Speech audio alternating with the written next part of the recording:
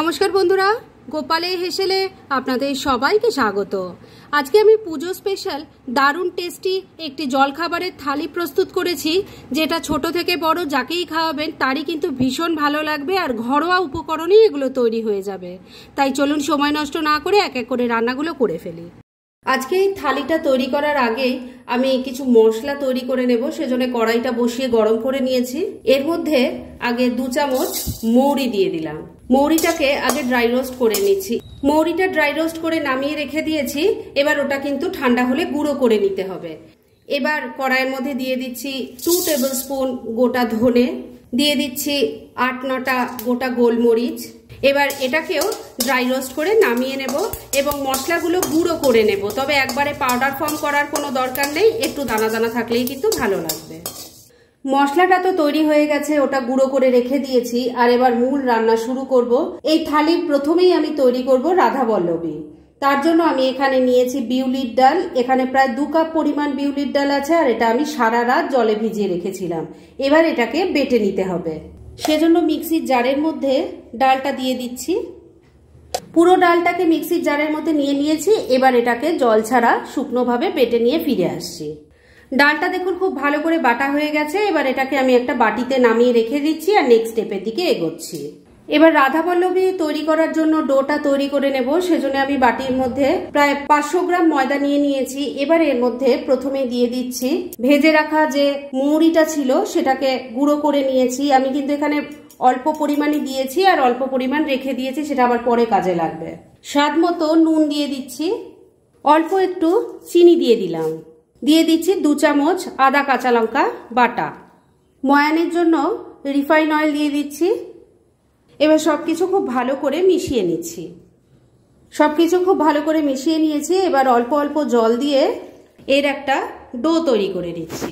এই ডোটা খুব নরমও হবে না, আবার খুব শক্তও হবে না। ডোটা ভালো করে মাখা হয়ে গেছে। এবার এর ওপর থেকে একটু তেল লাগিয়ে এটাকে আমি রেস্ট হতে রেখে দিচ্ছি। আর এই সময়ের মধ্যে চলুন রাধাবল্লভীর পুরটা আগে বানিয়ে দিই।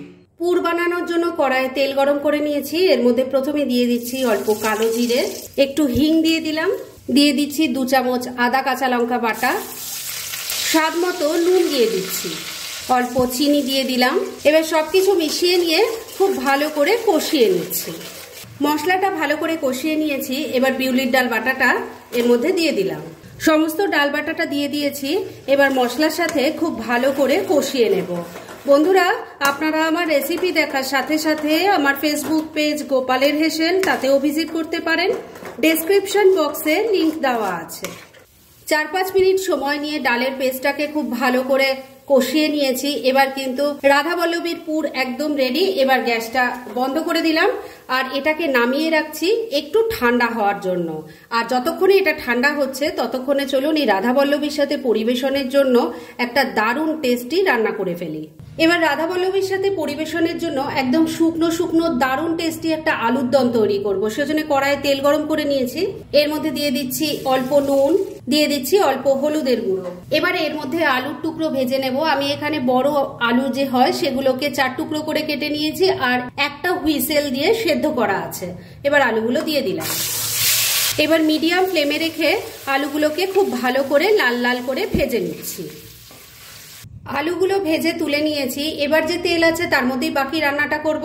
এর মধ্যে প্রথমে দিয়ে দিচ্ছি 2 টুকরো করা একটা তেজপাতা, একটা শুকনো লঙ্কা, একটু হিং দিয়ে দিলাম। এর সাথে একটু চিনিও দিয়ে দিলাম, এতে কালারটা ভালো আসবে। এবার সবকিছু মিশিয়ে নিয়ে ফোড়নটাকে নাড়াচাড়া করে নিচ্ছি। আর এই সময় কিন্তু চিনিটাও ক্যারামেল হয়ে যাবে। ফোড়নটা ভাজা ভাজা হয়ে গেছে, চিনিটাও মেল্ট হয়ে গেছে। এবার এর মধ্যে এক এক করে মশলা দেব। প্রথমে দিয়ে দিচ্ছি আদা, টমেটো আর কাঁচা লঙ্কার পেস্ট, দিয়ে দিচ্ছি 2 চামচ গোটা জিরে বাটা, দিয়ে দিচ্ছি 2 চামচ চারমগজ বাটা। এবার দিয়ে দিলাম হলুদের গুঁড়ো, অল্প কাশ্মীরি মির্চ পাউডারও দিয়ে দিলাম। স্বাদ মতো নুন দিয়ে দিচ্ছি, তবে নুনটা দেওয়ার আগে খেয়াল রাখবেন আলুও কিন্তু নুন দিয়ে ভাজা আছে। কয়েকটা বাতাসা দিয়ে দিলাম। এবার সবকিছু মিশিয়ে নিয়ে মিডিয়াম ফ্লেমে মশলাটাকে খুব ভালো করে কষিয়ে নিতে হবে। এই কষানোর উপরেই কিন্তু এই রান্নার টেস্টটা ডিপেন্ড করছে, তাই এই কষানোটা একটু সময় নিয়ে করতে হবে। 2-3 মিনিট সময় নিয়ে মশলাটাকে খুব ভালো করে কষিয়ে নিলাম। এবার ড্রাই রোস্ট করা মশলাটা দিয়ে দিলাম, এটাকেও মিশিয়ে নিচ্ছি। আগেই বলেছি এই মশলাটা একদম পাউডার ফর্ম করার দরকার নেই, একটু দানা দানা মতো থাকলেই কিন্তু ভালো হয়। মিনিট 2 সময় নিয়ে মশলাটাকে আবারও একবার খুব ভালো করে কষিয়ে নিয়েছি। এবার ভেজে রাখা আলুগুলো দিয়ে দিলাম, মশলার সাথে খুব ভালো করে মিশিয়ে কষিয়ে নেব। এটা যেহেতু শুকনো শুকনো আলুর দম, তাই এর মধ্যে কোনো রকম জলের ব্যবহার হবে না। মশলার সাথে যা জল ছিল তাতেই কিন্তু মশলা কষিয়ে এই রান্নাটা করতে হয়। আলুর সাথে খুব ভালো করে মশলাটাকে এবার কষিয়ে নেব। ওদিকে আলুর সাথে মশলাটা কষানো হচ্ছে, ওটা হতে 3-4 মিনিট সময় লাগবে। আর ততক্ষণে আমি ভাবলাম যে কয়েকটা লেচি কেটে পুর ভরে নিই, কারণ টাইমটা তো খুব কম, টাইমের মধ্যে সবাইকে খেতেও দিতে হবে। আর এদিকে দেখুন ডোটার খুব ভালো মতো রেস্ট করা হয়ে গেছে। এবার এটাকে আবারও একবার ভালো করে মেখে নিয়ে এর থেকে লেচিগুলো কেটে নেব। এই লেচিগুলো কিন্তু লুচির মতো অত ছোট ছোট হবে না, একটু সাইজের বড় বড় কাটতে হবে। ডোটা আবারও একবার ভালো করে মেখে নিয়ে তার থেকে বড় বড় করে লেচি কেটে নিয়েছি। আর একটা লেচি নিয়ে নিয়েছি বেলার জন্য। একটু অয়েল ব্রাশ করে এটাকে আগে একটা ছোট লুচির মতো করে বেলে নিচ্ছি। এবার এর মধ্যে পুরটা ভরে দিলাম। এবার এটাকে আবারও মুড়িয়ে নেব। এবার এটাকে আবারও বেলে নিচ্ছি। এই রাধাবল্লভী একটু মোটা মোটা হয়, তাই সেইভাবেই বেলতে হবে। একটা রাধাবল্লভী পুর ভরে সুন্দর করে বেলে নিয়েছি। এইভাবে আমি আরো কয়েকটা বেলে নিচ্ছি, আর তারপর ওদিকে আলুর দমটা কতটা হলো সেটা দেখাচ্ছি। কয়েকটা রাধাবল্লভী আমি পুর ভরে বেলে রেডি করে নিয়েছি। আর এদিকে দেখুন আলুর দমটাও কিন্তু শুকনো শুকনো একটা গা মাখা টেক্সচার চলে এসেছে। আলুর দম তো একদম রেডি।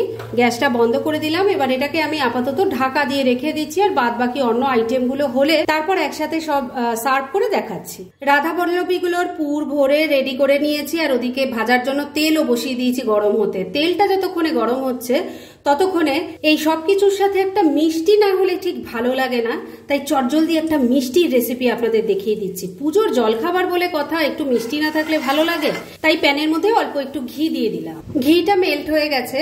এবার এর মধ্যে একটু কাজু কিশমিশ আগে ভেজে নিচ্ছি। কাজু কিশমিশটা ভেজে তুলে নিয়েছি। এবার যে ঘি আছে তার মধ্যে একটু সিমুই ভেজে নেব। ঘিয়ের সাথে মিশিয়ে নিয়ে এটাকে একটু হালকা করে ভাজা ভাজা করে নেব। সিমুইটা ভাজা ভাজা হয়ে গেছে। এবার এই প্যান শুদ্ধ এটাকে আমি নামিয়ে রেখে দিচ্ছি। সিমুইয়ের পায়েস তৈরি করার জন্য আমি 1 লিটার দুধ ভালো করে ফুটিয়ে নিয়েছি। আর ফোটানোর সময় একটা তেজপাতা আর 3-4টে এলাচ দিয়ে ফুটিয়েছি। দুধটা কিন্তু এখন অনেকটাই ঘন হয়ে গেছে। এবার এর মধ্যে আমি সামান্য একটু নুন দিয়ে দিলাম। আমি মিষ্টি জিনিসে একটু নুন দিই, তবে এটা দেওয়াটা একদমই অপশনাল। এবার ঘিয়ে ভাজা সিমুইগুলো এর মধ্যে সব দিয়ে দিচ্ছি। ভালো করে দুধের সাথে মিশিয়ে নিচ্ছি। সিমুইটাকে ভালো করে মিশিয়ে নিয়েছি। এবার ফ্লেমটাকে মিডিয়ামে রেখে 3-4 মিনিট এটাকে আগে ফুটতে দিতে হবে। সিমুইটা দিয়ে মিনিট 3 ফুটিয়ে নিয়েছি। এবার এর মধ্যে চিনি দিয়ে দেব। চিনির পরিমাণটাও আপনাদের বলে দিই, সিমুই যা নেবেন চিনিটাও কিন্তু সম পরিমাণ দিলে মিষ্টিটা ঠিকঠাক হবে। ভালো করে মিশিয়ে নিচ্ছি। চিনিটা ভালো করে মিশিয়ে নিয়েছি। এবার ভেজে রাখা কাজু কিশমিশ দিয়ে দিলাম, এটাও মিশিয়ে নিচ্ছি। এবার ফ্লেমটাকে ওই একই রেখে মিনিট 2 আবারও রান্নাটা করে নেব। মিনিট 2 আবারও রান্নাটা করে নিয়েছি। এবার কিন্তু সিমুইয়ের পায়েস একদম রেডি। গ্যাসটা এখানেই বন্ধ করে দিলাম, আর এটাকে এখন নামিয়ে এটাকেও ঢাকা দিয়ে রেখে দিচ্ছি। পায়েসটা রান্না হতে হতে রাধাবল্লভী তৈরির জন্য তেলও ভালো করে গরম হয়ে গেছে। এবার একটা একটা করে তেলের মধ্যে দিয়ে দিচ্ছি। তেলটা প্রথমে খুব ভালো করে গরম করে নেবেন, আর তারপর মিডিয়াম ফ্লেমে এগুলো ভাজতে হবে। একটা ফুলকো রাধাবল্লভী দেখুন সুন্দরভাবে এপিটোপিট করে আমি ভেজে নিয়েছি। এইভাবে তৈরি করলে কিন্তু প্রত্যেকটা রাধাবল্লভী ফুলবে এবং খেতে তো অসাধারণ হবেই। এবার তেল ঝরিয়ে তুলে নিচ্ছি, আর এইভাবে সবকটা তৈরি করে নিয়ে তারপর সবকটা রেসিপি একসাথে সার্ভ করে আপনাদের দেখাচ্ছি। ফ্রেন্ডস, আমার আজকের এই দুর্দান্ত স্বাদের জলখাবারের থালি রেসিপি একদম রেডি হয়ে গেছে এবং আমি সার্ভ করে দিয়েছি।